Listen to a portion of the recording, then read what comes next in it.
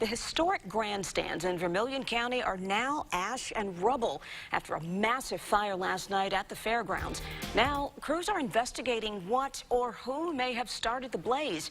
A Maryland teen will spend 2 years behind bars in Indiana. Now it's for his connection and execution of a bomb threat that spread fear in our community. Officers don't have a lot of time assessing a situation. In fact, it can take longer for them to unholster their weapon than determine if a person is a deadly threat. 18. That's how many people died in Indiana work zone crashes last year, according to workzonesafety.org. A state representative wants to make those drivers think twice by giving the courts the option to make sentences longer. Crawford Street is definitely clear right now, but just over an hour ago, it was literally teeming with lots, and I do mean lots of police. Police with tactical gear, guns drawn, all kinds of things, as well as onlookers, because it brought a lot of people out of their houses, and they were like scoped around, just staring, trying to see what was going on. Now, the reason police were out here was because of a woman who lived in a house that's right over my shoulder. It's the white house with the pink shutters. Police say that woman had a man inside the house who would not let her leave. Okay, here's something you don't hear every day. One Illinois beauty shop is asking for your help decorating bras. When couples think about heading to the chapel to get married, they're prepared to take a vow until death do them part. But many don't anticipate debt breaking them up. If you're still shopping for the family pet, here are some helpful gift ideas. A winter coat, a new collar and leash, or a playful toy that allows you to interact with your pet. And hopefully, Jesse, those toys will keep them inside for Christmas, because as the song says, baby, it's going to be cold outside. It's the coldest weather of the season. This is WTWO News at 6.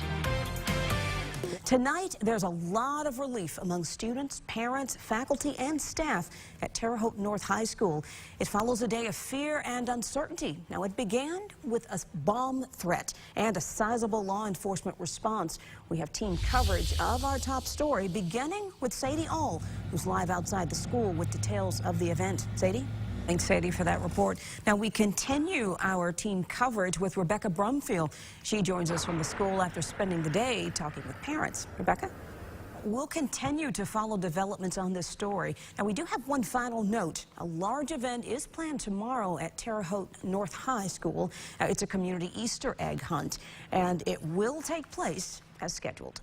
More than 20 twisters tore through central Indiana this afternoon, leveling businesses, wiping out homes, and leaving victims shocked and confused, but alive. Oh my God. Big tornado. This tornado shocked a driver Wednesday on State Road 931 in Kokomo, but it churned its way into the city and created even more chaos. Oh my God, Starbucks just got blown over. There's people in there. After the tornado passed through, emergency crews quickly arrived on scene. It's Kokomo firefighters just now breaking in this door at the back of this Starbucks.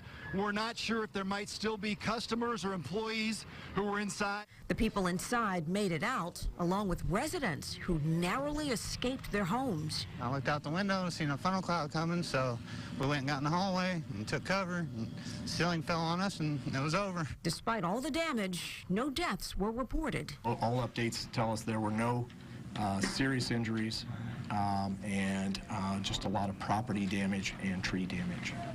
Thank you so much, Lieutenant Governor Dan. Governor Mike Pence was campaigning in North Carolina when the tornadoes touched down and headed back to the Hoosier State. And we're going to be home so long as it takes for us to make sure that these communities have the resources and the support that they need to put themselves back together after these very violent storms. Now, the Kokomo tornado left a whole lot of damage, as you saw there. So, Jesse, any idea how severe that tornado was? Early indications from the... They say big things come in small packages. Well, a woman in Brazil has brought that saying to life. You see, Lee Pritchard turned a wooden box into a blessing for those in need, and she's doing it because faith matters. Grace Chapel in Brazil has a blessing for anyone in need, literally. It's called the Blessing Box, and it was started by church member Lee Pritchard. She saw one on Pinterest in June. 2 months later, her husband built one, put it in the church parking lot, and the blessings began. Just with that one little leap of just placing one box at our church and thinking that's all we were going to do, it's grown. There are 3 blessing boxes in Brazil. Pritchard fills them with non-perishable foods, household necessities, and toys for little tots. But she's not the only one. Jesse Giesking says he frequently helps fill this box for those in need. These blessing boxes are really good because they can actually come over here and say, hey, I can actually eat today. Across on top of the box and the message, take what you need, bring what you can, and above all, be blessed, sums up its purpose. And it's all because one woman took a leap of faith and turned a box into a blessing for those who receive and for those who give. 3 blessing boxes are in Brazil, but Pritchard says a dozen boxes are actually in the works now. Now, they'll go in Brazil, Clay City, and Terre Haute.